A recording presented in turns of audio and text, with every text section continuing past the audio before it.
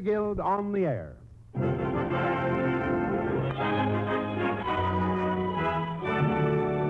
Our star, Fred Allen, the play The Man Who Came to Dinner by George Kaufman and Moss Hart. Produced on the air tonight by the Theater Guild, one of America's foremost theatrical producers.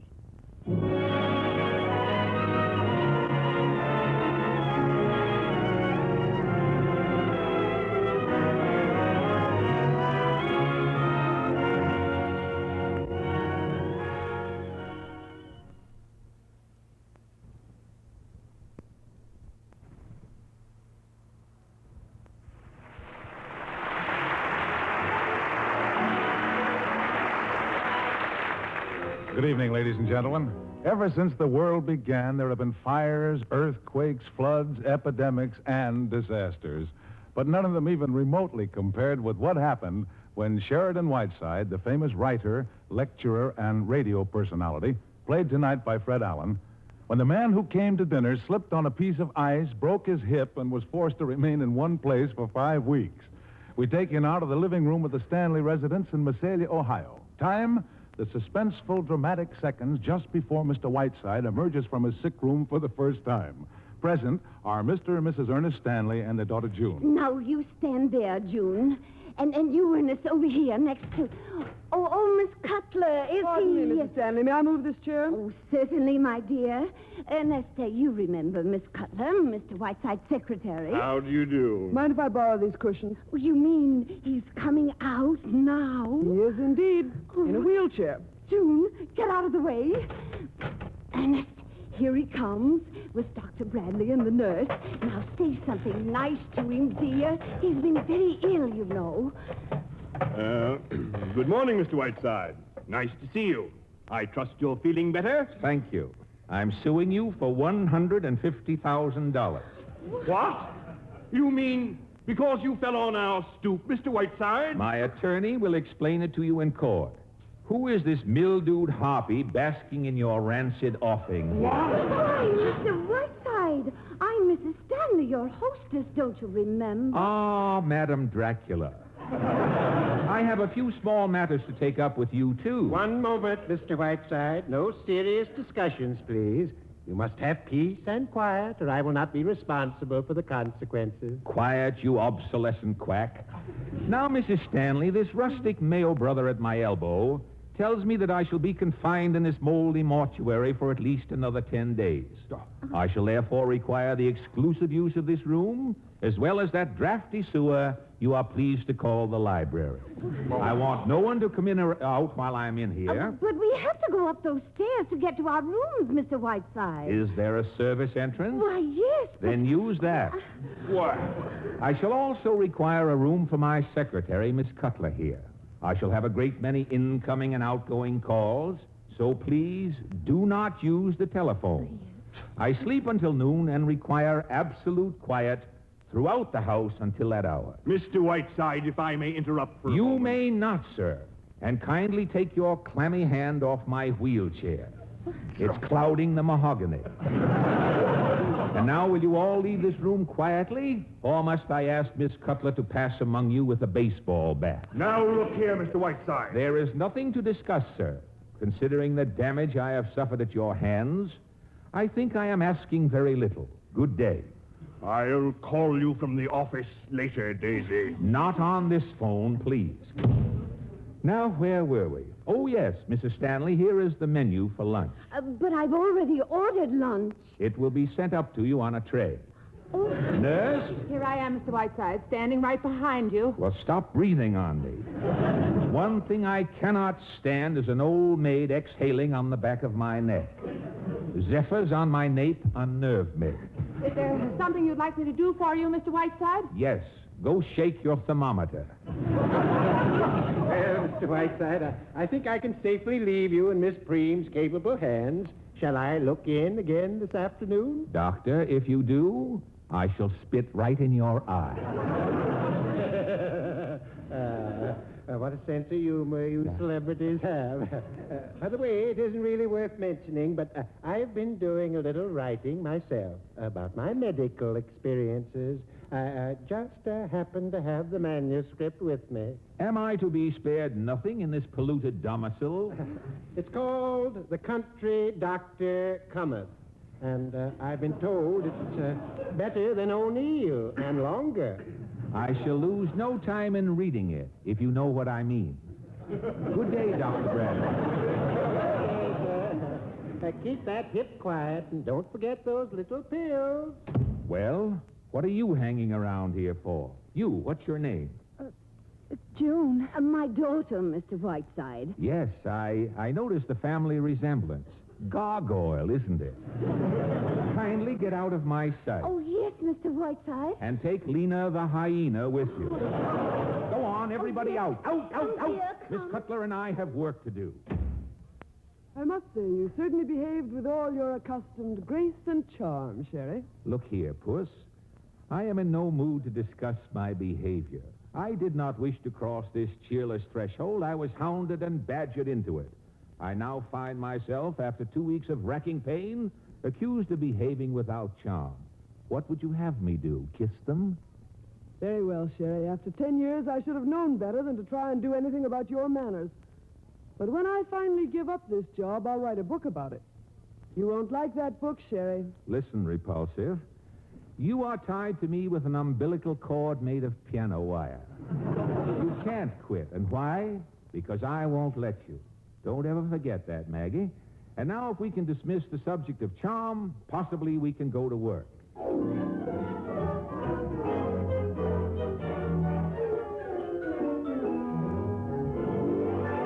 Have you got that, Maggie?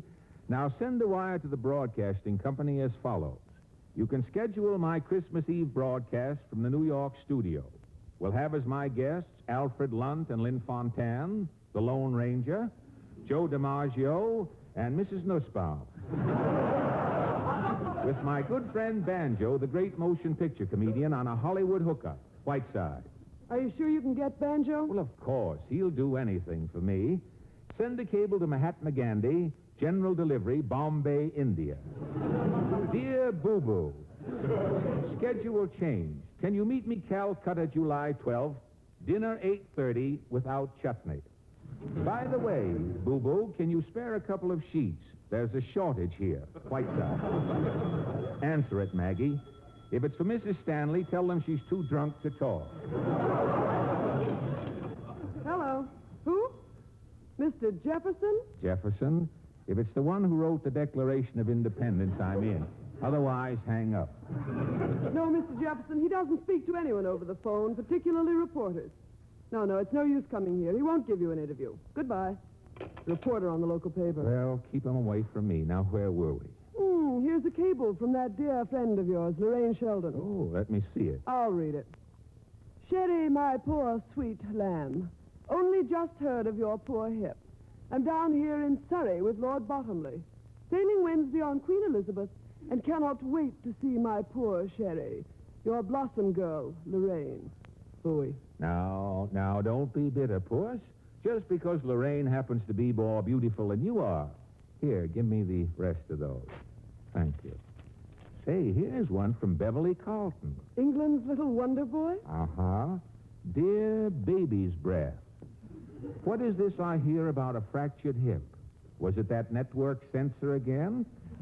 Just arrived San Francisco, misspelled here. Just arrived...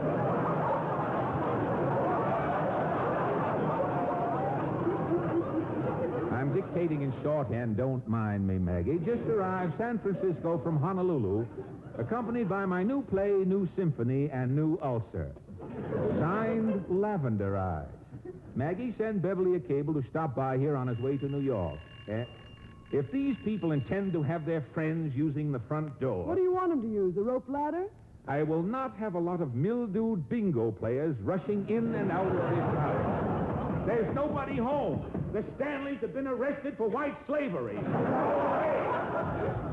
morning, Mr. Whiteside. I'm Jefferson of the Methalia Journal. Oh, it's the man who telephoned. Maggie, get rid of him. Sorry, sorry, Mr. Jefferson, but as I told you, Mr. Whiteside is seeing no one. Really? So will you please excuse us? Good day. Mr. Whiteside seems to be sitting up and taking notice. I'm afraid he isn't taking notice of the Massalia Journal. Do you mind? You know, if I'm going to be insulted, I'd like it to be by Mr. Whiteside himself. I never did like carbon copies.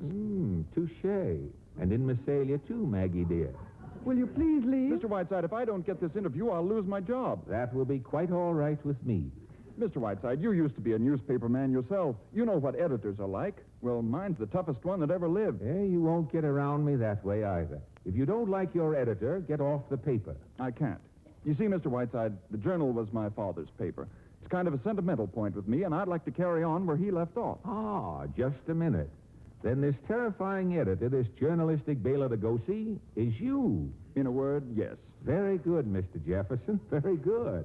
In the future, Sherry, I wish you'd let me know when you don't want to talk to people. I'll usher them right in. Young man, come over here by my wheelchair. I suppose you've written that novel and want me to look at it? No, I've written that play. And I can imagine what it's like. Hand me that box of goodies over there, will you? These? Here. Thank you. Pecan butternut fudge. Mr. Whiteside, don't. My nurse. She used to double for Boris Karloff. Come in, Miss Preen. How is your short leg today? Oh, my. You mustn't eat candy, Mr. Whiteside. It's very bad for you. Miss Preen, if that is your name, my great-aunt Jennifer ate a whole box of candy every day of her life. She lived to be 102, and when she had been dead for 3 days, she looked better than you do now. Good day, Florence Nightingale. Oh! Well, Jefferson, now that you've won me with your pretty ways, what can I do for you? Well, how about a brief talk on famous radio personalities? My dear boy, when I talk about radio, I get paid for it. I have even, in fact, been paid not to talk about radio. Certain network vice presidents have been my chief source of revenue for many years. Hush money. Well, come in, Maggie. Still sore? Never mind me. Will you okay this telegram to Banjo in Hollywood? This aging debutante, Mr. Jefferson, I retain in my employ only because she is the sole support of her two-headed brother. Do I come in, please? Metz, you incredible beetle hound. What are you doing here? Metz, darling, what a wonderful surprise. Jefferson, you are standing in the presence of one of the great men of our time. Permit me to introduce Professor Adolf Metz, the world's greatest authority on insect life. How do you do? I hear you are sick, Sherry, so I come to cheer you. I said to my students, boys and girls, I want to give a present to my sick friend Sheridan Whiteside. So you know what we did?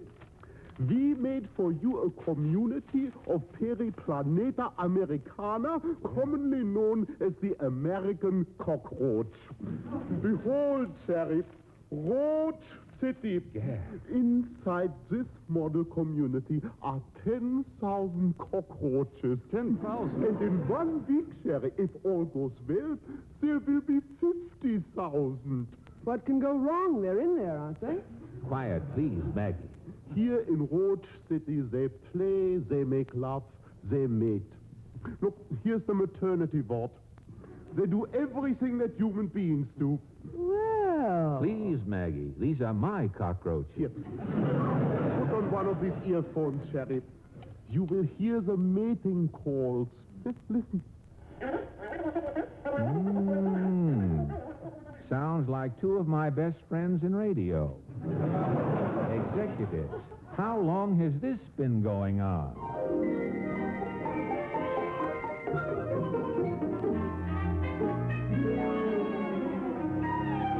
Nurse! Yes, Mr. Whiteside. You've been hiding in that room all week. What have you got in there anyway? A sailor? What time did Miss Cutler go out? Your secretary? A couple of hours ago. Mr. Jefferson called for her? Yes, sir. Just like he's been doing every day this week. No innuendos, please. You may now crawl back into your bottle of formaldehyde. Mr. and Mrs. Stanley, I presume, or is it Livingston? Mr. Whiteside, I want to talk to you. I don't care whether you're busy or not. Now, Ernest, please. I have just received a bill from the telephone company for $784. Calls to Oklahoma City, Calcutta, Hollywood, Australia. Now, I realize, Mr. Whiteside, that you're a celebrity. Yes, of course, we both do. Please, Daisy, But in the past week, we haven't been able to call our souls our own. I have to tiptoe out of the house in the morning. I come home to find out-of-work actors sitting at my dinner table, script writers thinking up gags in my bathroom, and a man putting cockroaches in the kitchen. They just escaped, Ernest. Mr. Whiteside, I want you to leave this house as soon as you can and go to a hotel. Oh, now, Ernest, Stop please. coying me, Daisy. That's all I've got to say, Mr. Whiteside. And quite enough, I should say. May I remind you again, Mr. Stanley, that I am not a willing guest at this house? If you insist on my leaving now, thereby causing me to suffer a relapse, I shall sue you for every additional day I am held inactive, which will amount, I can assure you, to a tidy sum. This is outrageous. As for your petty complaint, sir, there is only one point in which I see some slight justice. I do not expect you to pay for my telephone calls. Can you provide me with the exact amount? I certainly can. Good. I shall instruct my lawyers to deduct it from the $150,000 I'm suing you for.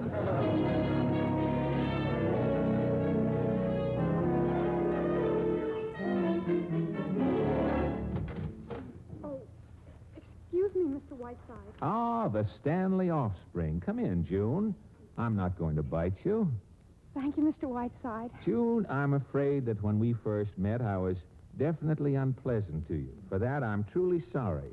And I wish that in the future, you wouldn't treat me like something out of Edgar Allan Poe. Understood? Mm-hmm. Good. Been skating? Oh, it was wonderful on the ice today, Mr. Whiteside. Miss Cutler and Mr. Jefferson were there. Maggie, skating? Mm-hmm. And she's good, too. They certainly make a marvelous pair. Do they? Well. Hello, June.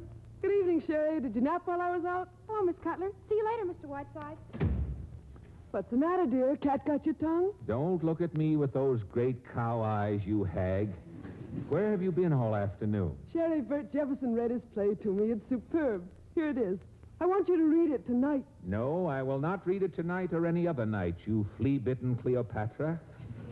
Sherry, I'm in love. Nonsense. This is merely delayed colic.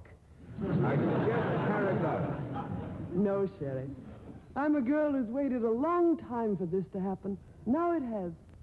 Mr. Jefferson doesn't know it yet, but I'm going to try my darndest to marry him. Is that all? Yeah, except, well, I suppose this is what might be called my resignation. As soon as you've got someone else. Now, listen to me, Maggie. We've been together for a long time. You are indispensable to me, but I think I am unselfish enough not to let that stand in the way where your happiness is concerned. I know that, Sherry. Then start packing. Hip or no hip, we're leaving this musty mausoleum tomorrow. I'll pull you out of this, Miss Stardust. It's no good, Sherry. I'd be back on the next train. Maggie, can you see yourself as the wife of the editor of the Massalia Journal, having an evening at home with Mr. and Mrs. Stanley, Mr. and Mrs. Poopface, and the members of the Flower of the Month Club? Sherry, I've had 10 years of the great people of our times, and don't think I'm not grateful to you for it. But there comes a time when a girl wants Bert Jefferson. I love him, Sherry. Maggie, I won't let you marry him. I shall do everything in my power to bring you to your senses. Now listen to me, Whiteside. I know you. Lay off. I know what a devil you can be. I've seen you do it to other people, but don't you dare do it to me. Oh, I know what a lather you can get into when your life's disrupted. You can't dine in Calcutta on the 12th with Boo-Boo. Well, that's too bad, but there it is. I'm going to marry Bert if he'll have me, and don't you dare try any of your tricks. I'm on to every one of them, so lay off. That's my message to you, Big Lord Fauntleroy. A fine thing, after all I've done for her. A playwright. Wait a minute, a playwright. Zounds and gadzooks, what am I worrying about?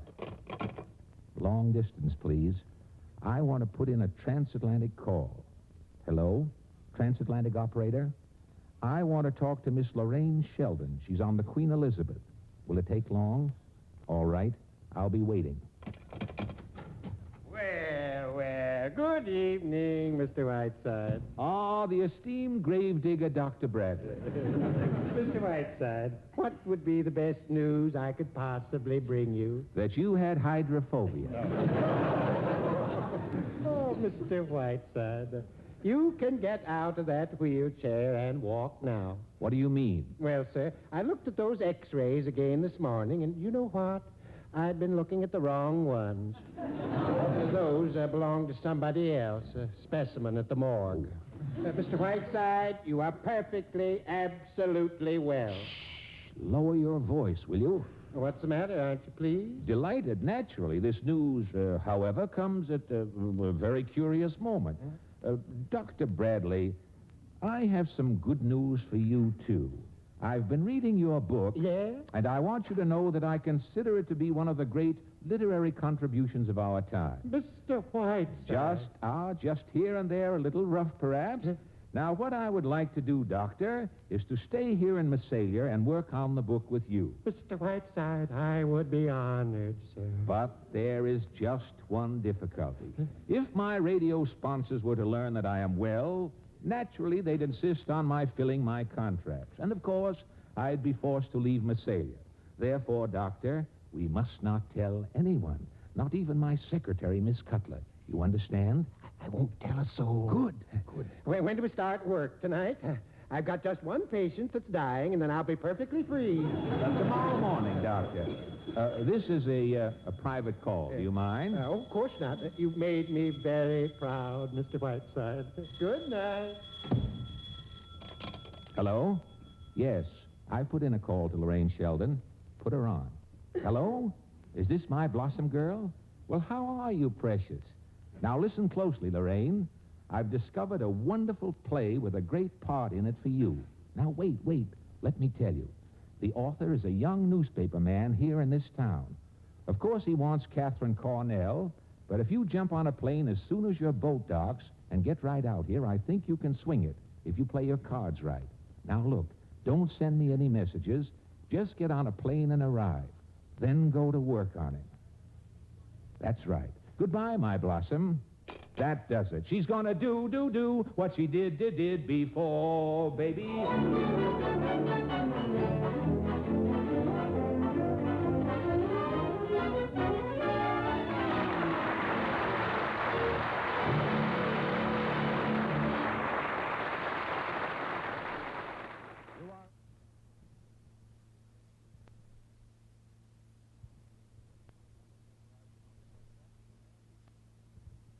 And now the curtain rises on the second act of The Man Who Came to Dinner by George Kaufman and Moss Hart, adapted for radio by Arthur Arendt and starring Fred Allen as Sheridan Whiteside with Sam Levine as Banjo and Ann Burr as Maggie.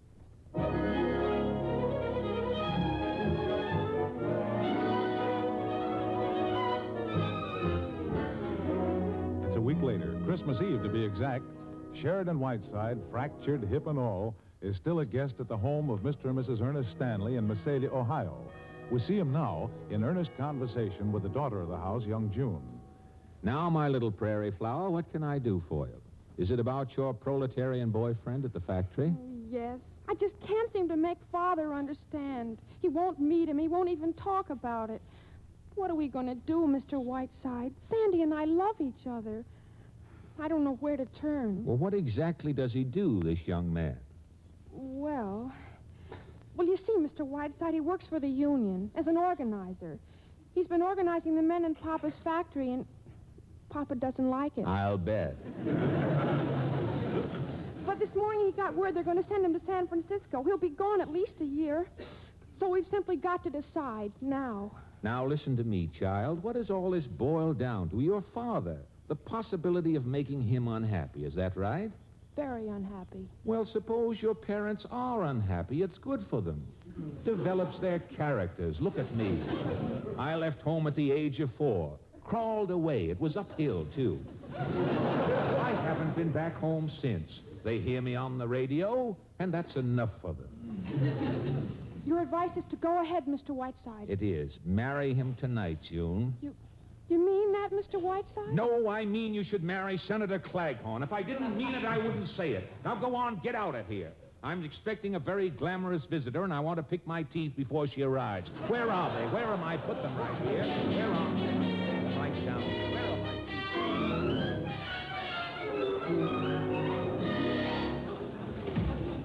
Sherry! Sherry, my sweet... Lorraine, my blossom girl. When did you get in? Just now. Oh, look at that poor, sweet, tortured face. Let me kiss it. Sherry, dear, I want to cry. All right, all right. You've made a very nice entrance. Now relax, dear. And let's have all the dirt. What about your love life? How is that splendid bit of English mutton, Lord Bottomley? Have you hooked him yet? Sherry, please. Cedric's a very dear friend of mine. Now, Blossom girl, this is Sherry, remember? Don't tell me you wouldn't like to be Lady Bottomley with all that spinach of his. By the way, has he had his teeth fixed yet, the brace Sherry, removed? really. Shall I tell you something, darling? I think, from something he said just before I sailed, that he's finally coming around to it. Lady Bottomley. Won't Lucius be a guest? But, Sherry, what about this play? Where is it? When can I read it? Well, here's the situation. The author's name is Jefferson, Bert Jefferson. Mm-hmm. Now, he brought me the play with the understanding, of course, that I send it to Cornell. Instead, I'm letting you in on it, and the rest is up to you. Oh, darling, how can I ever thank you? Does he know I'm coming? Mr. Jefferson, I mean. No, nobody knows. You're just out here supposedly visiting me. Good Lord, I don't have to tell you how to do these things, Lorraine. How did you get all of those other parts? Sherry. Yes, well, I'll be getting along to the hotel and getting something more attractive. That's right. Run along and get into your working clothes. Then come right back here. Oh, it's you, Maggie. Sherry, Mr. Westcott and the sound engineers have come to set up the microphones, and the choir boys are here. Oh. Well, hello, Lorraine. Hello, Maggie. Sherry, dear, you going to broadcast from here tonight? I am. My Christmas Eve broadcast, complete with choir boys, will emanate from this unsanitary hovel. Say, who's that lurking out there in the hall? Is that you, Bert? Come in. Hi, Sherry. Lorraine, this is Mr. Bert Jefferson, young newspaper man, Miss Lorraine Sheldon. How do you do, Miss Sheldon? How do you do? I didn't catch the name. Jefferson? That's right, pet. Why, Mr. Jefferson, you don't look like a newspaper man at all. Oh, I should have said you were, I don't know, an aviator or an explorer. They have that same kind of dash about them.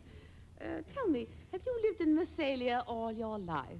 If you wish to hear the story of his life, Lorraine, kindly do so on your own time. Maggie and I have work to do here. Goodbye, you two. Can I drop you any place, Mr. Jefferson? Well, thank you, but I've got my car. Suppose I drop you. Oh, would you? That would be lovely. Goodbye, all. So long, Maggie. See you later. Please stop oozing out and get out. Come on, Mr. Jefferson. I want to know all there is to know about you. Now, let's see, Maggie. Have you a copy of tonight's broadcast? She's looking very well, isn't she? What's that? Who? Lady Macbeth. Quite a surprise, wasn't it, her dropping in? Yes, it was. Now, come on, Maggie. Let's go to work. Why, she must have gone through New York on a broomstick. How long's she going to stay? Well, how do I know? Now, who the devil is that? Isn't it curious? There was Lorraine, snug as a bug in her deck chair, just outside the men's room on the Queen Elizabeth. All of a sudden, she's here. Now, Sherry, dear, we will talk a bit. Sherry! Magpie! Hey-ho! Beverly Carlton. Beverly! Come in here, you Piccadilly pen pusher, and gaze upon a soul in agony. I've only got a minute. Changing trains. Ah, Maggie, darling, you are the moonflower of my middle age, and I love you very much. Sherry, my boy, without going into mountainous waves of self-pity, how are you? I am in fine fettle, you presumptuous cockney. How was Honolulu? Never mind, let's have all the dirt first. Ah, speaking of dirt, did I not glimpse that boudoir butterfly, Lorraine Sheldon, as I came up the driveway? You did indeed. She's paying us a Christmas visit. Ah, dear girl. They do say she set fire to her mother, but I don't believe it. I don't believe it. Still, she might have, you know. Oh, by the way, I am just now in receipt of a report concerning her from my operative in London. It seems that since September, Lorraine, in her relentless pursuit of Lord Bottomley, has paused only to change girdles and check her oil. Really? She chased him panting from castle to castle till he finally took refuge for several weekends in the gentleman's lounge of the House of Lords. Although she has sailed on the Queen Elizabeth, she would return by rocket plane if his lordship so much as belches in her direction. Do your imitation of him, Beverly, please. Certainly. Not very good shooting today, Blostit. Only 6 partridges, 4 grouse, and the Duke of Sutherland. Say that's Bottomley to the very bottom. Answer it, Maggie. It may be my friend Banjo from Hollywood. Hello. Oh, hello, Bert. Hey, you know who's here? Beverly Carlton. That's right. Well, I'll ask him. Beverly, would you see a reporter at the station just for a minute before the train goes? Very well, Maggie, for you. Bert, go to the station and wait for him. He'll be there in a few minutes. Bye. All set out here, Mr. Whiteside. Come in, Westcott. You can set up the microphone any place at all. Just wheel me inside, Beverly, and we'll continue this little... Sorry, Mr. Whiteside, but we'll lead you in here at the mic. Testing voice levels. Well, au revoir, Sherry. Merry Christmas. Magpie, come give me a kiss. Okay, Mr. Whiteside, say something. I'll take you out to the door, Beverly. I want to talk to you. It's important. Go ahead, Mr. Whiteside. Maggie, you stay here with me. I don't like that scheming look in your eye. Maggie. Please, Mr. Whiteside, don't yell. Count. 1, 2, 3, 4. Come back here, Maggie. 1, 2, 3, 4. Come back here, Maggie. Mr. I say you're out. Whiteside, please. 1, 2, woof, woof. 1, 2, button my shoe. 1, 2, 3.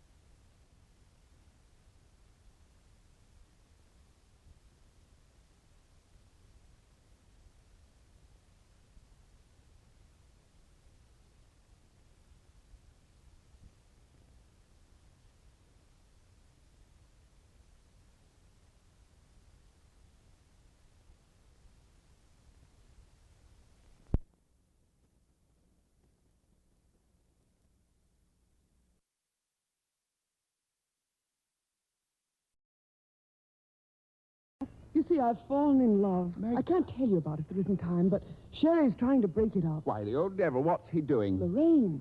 He's brought Lorraine here to smash it. Oh, it's somebody here in this town? Yeah, he's a newspaper man. The one you're going to see at the station. And he's written a play. I know Sherry must be using that as bait. You know, Lorraine, she'll eat him up alive. You've got to help me, Beverly. Why, of course I will, Magpie. What do you want me to do? Got to get Lorraine out of here. The farther away, the better. And you can do it for me. Beverly, are you still there? No, Sherry, he's gone. I'll be right in. Now, listen, Beverly, dear. This is what I want you to do. When you arrive...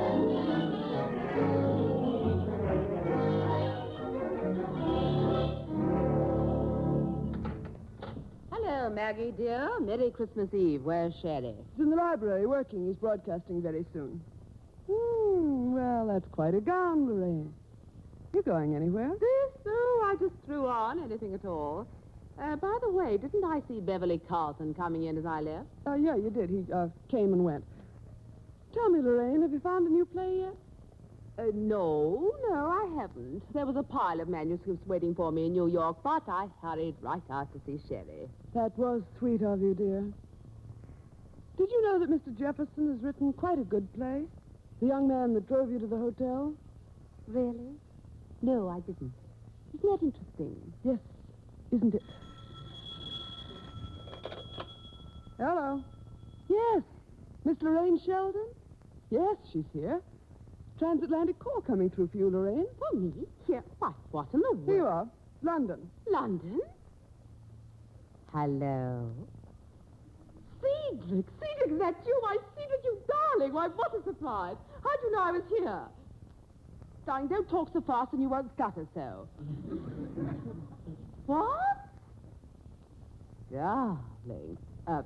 Cedric, dearest, would you wait for just one moment? Maggie, would you mind? It's Lord Bottomley, a very personal call. Why, not at all. Now, tell me, dearest. Cedric, please don't stutter so. Don't be nervous. Oh, my darling. Oh, my sweet. Oh, you don't know how I prayed for you to ask me. Oh, darling, yes, 1,000 times yes. I'll take a plane right out of here. Goodbye, darling, goodbye. Maggie! Yes, Lorraine. Maggie, dear, I've got to get to New York right away in the next plane for England. What's all the rumpus in here?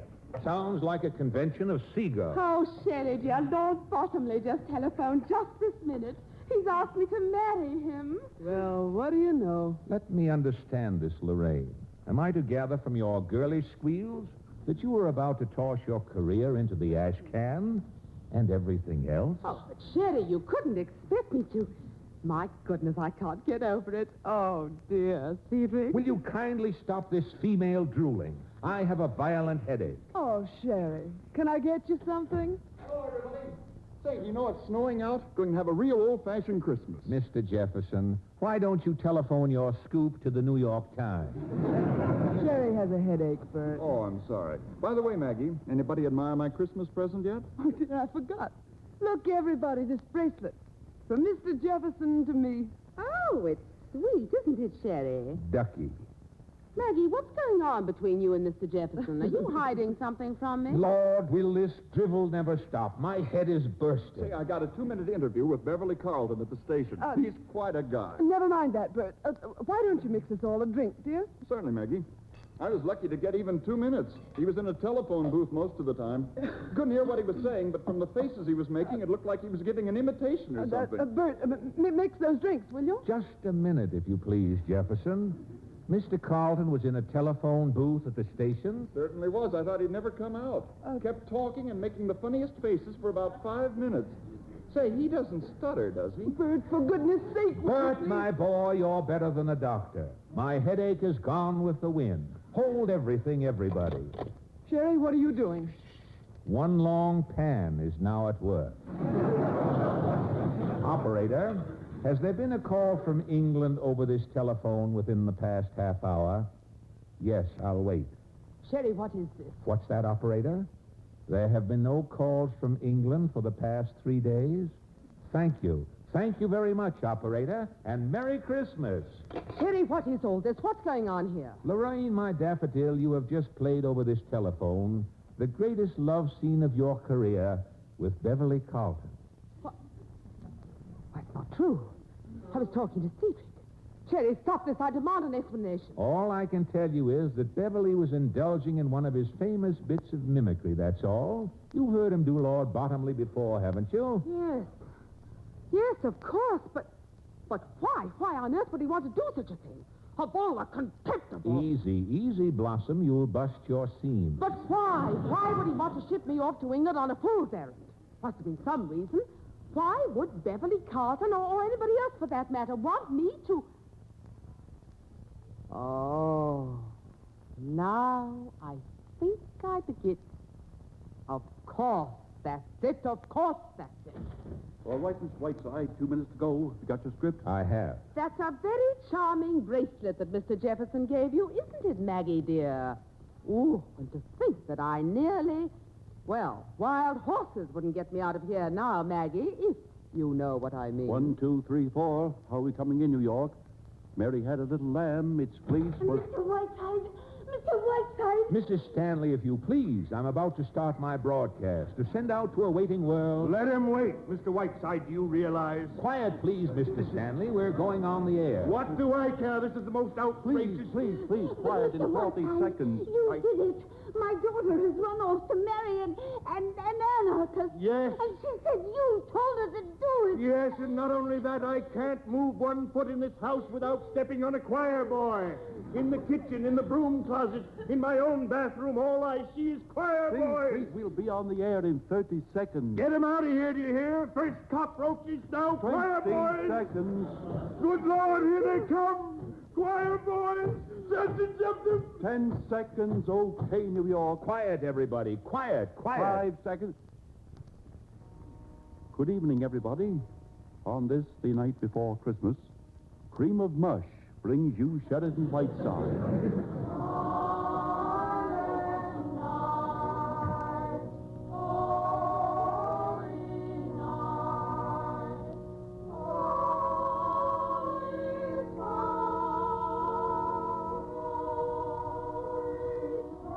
This is Whiteside speaking.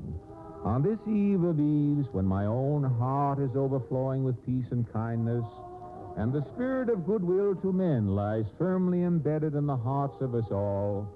I, Sheridan Whiteside, do hereby resolve a mighty oath to love my fellow man, to treat him kindly and with respect.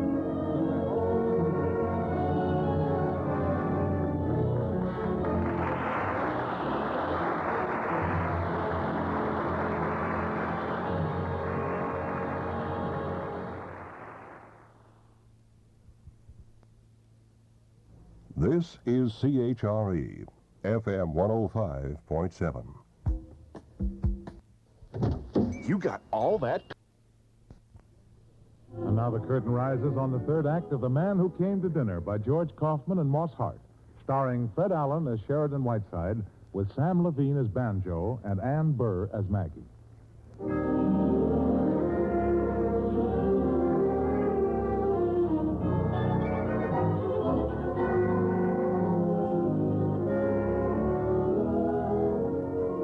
Good morning, Maggie, dear. Merry Christmas. Sherry, I'm leaving. Here are your keys and your driving license. I'm taking the 1 o'clock train. You're doing nothing of the kind. Look, Sherry, it's over and you've won.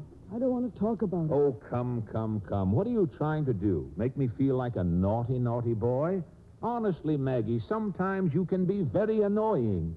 You know, you're quite wonderful, Sherry, in a way. You're annoyed. Shall I tell you something, Sherry? I think you're a selfish, petty egomaniac. I think you'd sacrifice your best friend without a moment's hesitation if he disturbed your self-centered, paltry little life. And I was the fool of the world for ever thinking I could trust you. Well, as long as I live, I shall never do anyone a good turn again.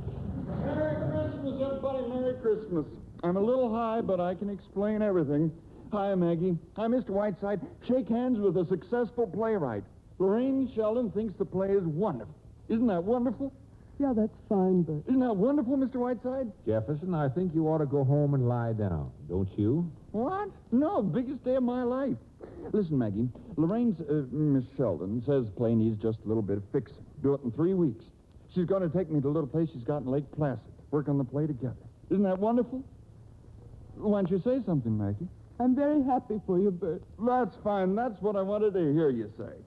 Now I guess I'll go home and lie down. I love him so terribly. Oh, Sherry, why did you do it? Why did you do it? Now listen to me, Maggie. I am perfectly willing to forgive your tawdry outburst and talk about this thing calmly. Miss Preen? Miss Preen? Yes, Mr. Whiteside? Answer that doorbell. But I thought you didn't want any visitors today. Listen to me, Joyce Jordan girl intern. There is only one person in the world who has the effrontery to ring my doorbell in that obscene manner, and his name... Well, what are you waiting for? Christmas, it's here. Answer the bell. Yes, Mr. Whiteside. Where were we, Maggie? Maggie, where are you? Well, of all the...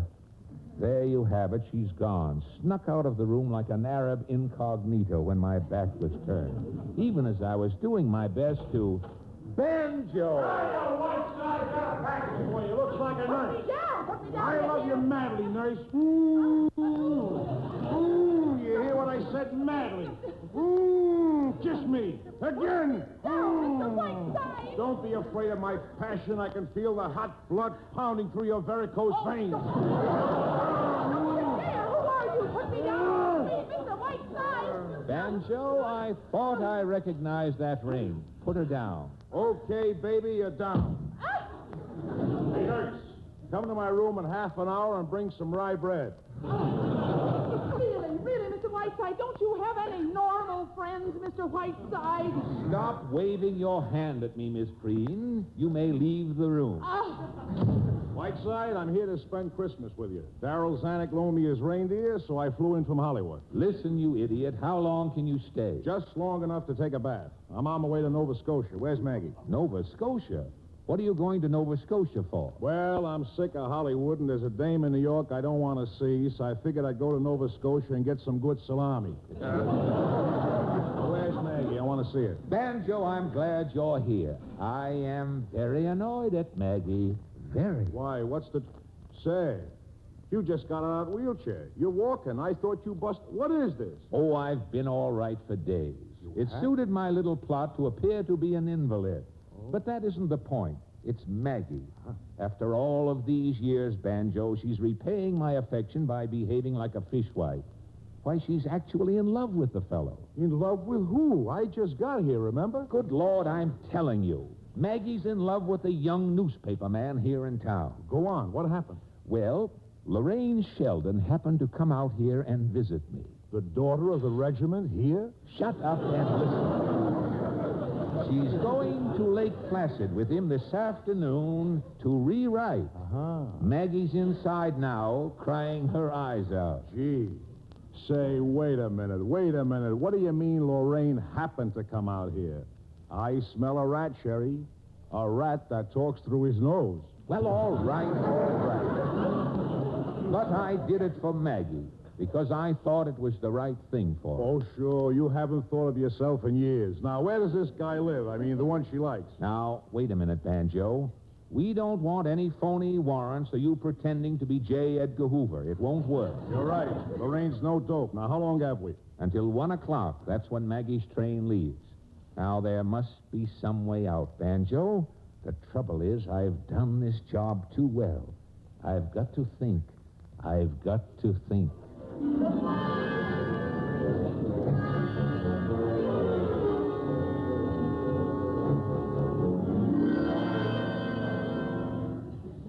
Still thinking, Whiteside? Shut up, you idiot. Sherry, I got it. The only surefire plan that'll get Lorraine out of here. I'm listening. Shoot. Sherry, you remember that fella she was so crazy about in England, this Lord Batomley? Now, we could get No, Banjo, no. Now, wait a minute. You don't catch on. We send Lorraine a cablegram from Lord Batomley. I catch on, my boy. Lorraine caught on, too.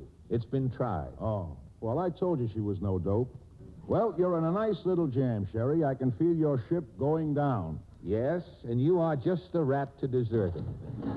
Miss Preen, what does this mean? Where are you going with that duffel bag? It means, Mr. Whiteside, that I am leaving. With me in my condition? You realize, Miss Preen, that this is completely unprofessional? I do indeed. I am not only walking out on this case, Mr. Whiteside, I am leaving the nursing profession. I became a nurse because all my life, ever since I was a little girl, I was filled with the idea of serving a suffering humanity.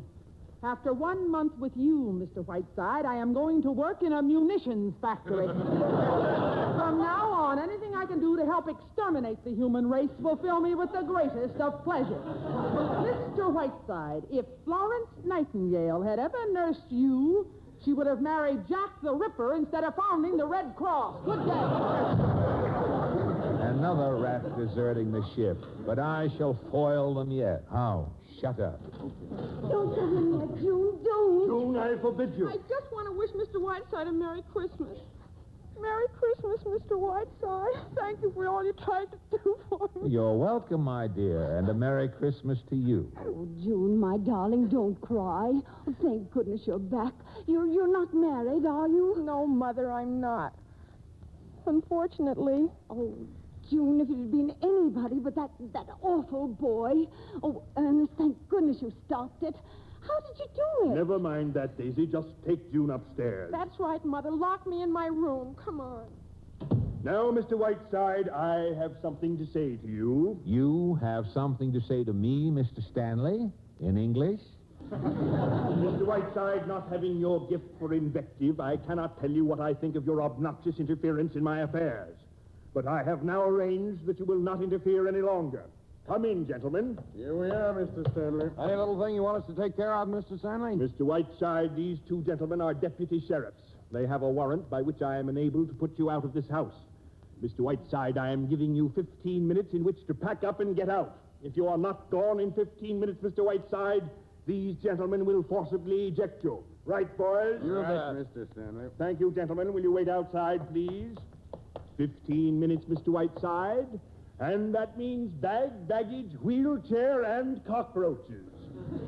I am now going upstairs to smash our radio, so that not even accidentally will I ever hear your voice again.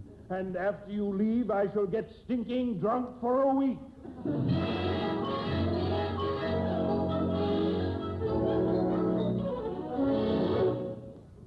Still working on it, Sherry? Be quiet, you fugitive from a bee picture. Time, if I only had time. You got 12 minutes. 12 minutes more, and our ship sails over the horizon. Merry Christmas, Sherry. Oh, hello, Banjo. Hello, sweetie pants. I hear you're off to Lake Placid. Yes. You know, I'm looking forward to it. Mr. Jefferson's the kind of man who'll do all winter sports beautifully. Will he get time? When does your train leave, Lorraine? About 4, I think. Oh, Sherry, darling, quite apart from his wonderful play, Mr. Jefferson is really a very attractive man. Yes, it makes it rather a pleasure squaring accounts with little Miss Vitriol, don't you think? Yes. Yes. What time does the boat sail, Sherry? 10 minutes. Oh, what boat is this? The good ship, up the creek. Whiteside? Yes, who are you? American Express. All right, boys, bring it in. What are they carrying, Sherry? What is it? Great jumping Jehoshaphat. If there was one thing I needed right now, it's an Egyptian mummy, full size. Oh, where do you want it? Just put it down any place at all, boys. Thank you. Stand it up over here, boys. Oh, here's the card that came with it, Mr. Whiteside. Oh, thank you again. Good day. Oh, listen to what it says. To Sheridan Whiteside, Merry Christmas from the Khedive of Egypt. What did you send him, Grant's tomb? Mr. Whiteside? Yes, Mr. Stanley. 5 minutes, Mr. Whiteside, including that thing. Oh, Sherry, dear, who was that man? He announces the time every few minutes. I pay him a small fee. Say, this mummy case is something. Look, it opens up. Oh, how interesting. Why, it's empty inside. Close that confounded thing, Banjo. It gives me the creeps. Okay. You know, I think it's rather beautiful. Think of it, Sherry. In this case was a woman once, like myself, who lived and loved, full of the same passions, fears, jealousies, and hates. And what remains of any of it now? This, and nothing more.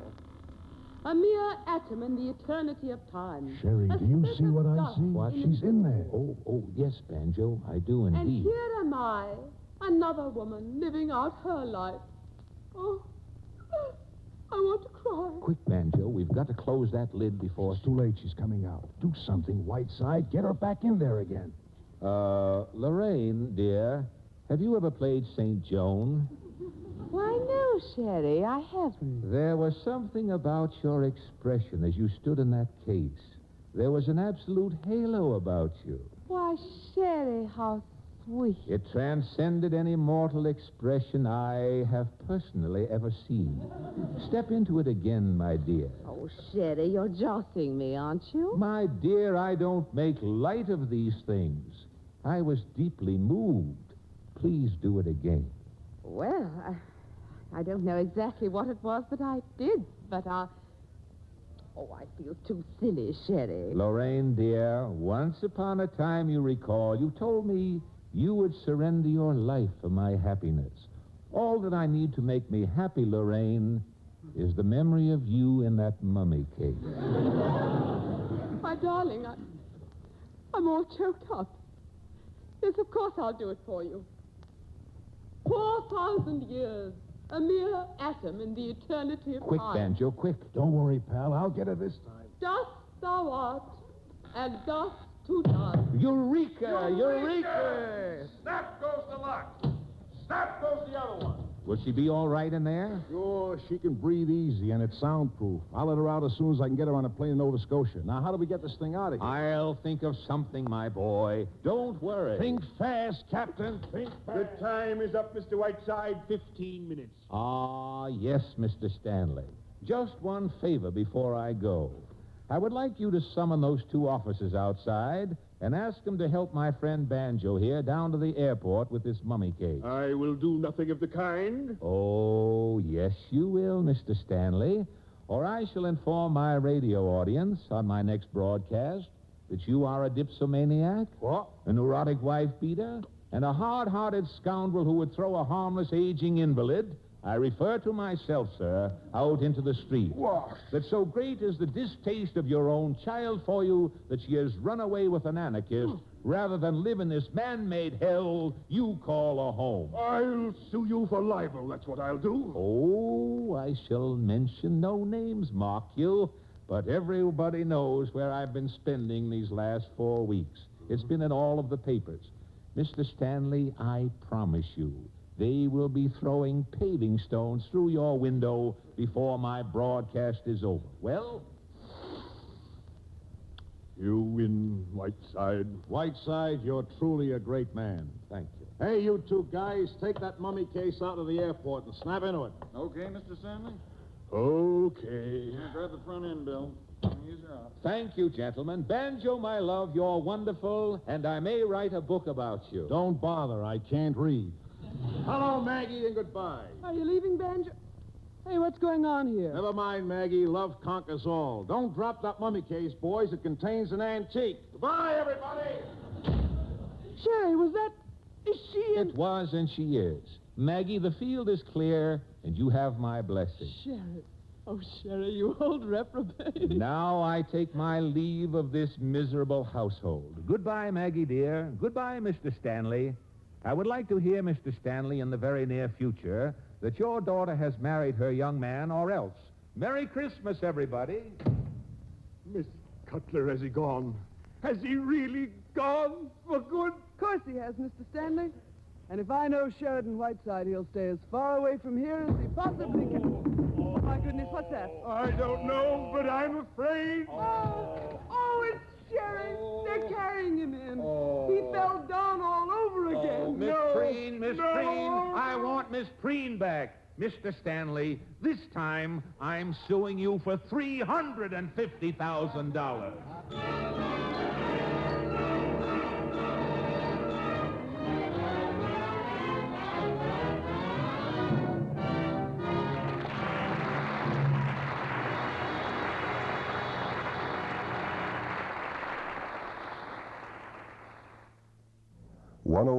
.7 FM CHRE. Forbes magazine, April 1984. The cellular mobile phone is now a reality. It is to the conventional mobile phone what satellite telecommunication is to undersea cable. And just as the personal computer and the office copier helped business become more efficient, so cellular mobile telephone service can help you make better use of your time. Introducing Bell Cellular Mobile Telephone Service. This number will let you find out how this remarkable new technology can help you. Call toll-free 1-800-387-1446. With Bell Cellular, you can place or receive a call whenever you wish. Speak to anyone in the world from your car, your boat, or carry a cellular phone in your briefcase. Find out today how Bell Cellular can help you turn wasted travel time into profitable working time. Call Bell Cellular at 1-800-387-1446. That's 1-800-387-1446. Now you can profit from every minute of every day. Hi there, I'm Tanya Reeder, inviting you to join me daily from 10 till 2. It's a new time for me, and I'm looking forward to spending the midday hours with you. As we head into the Christmas season, I'll keep you informed with all the happenings in the Niagara region. And as well, we'll listen to the latest music from your favorite artists, along with the best from yesterday. Plus, twice daily during the show, we spotlight on a different performer. It's a look behind the scenes on our Star Performer feature. Add to this our regular features, such as Canadian Living and Marquee at the Movies. And we have a great show every day, right here from 10 till 2 on CHRE FM.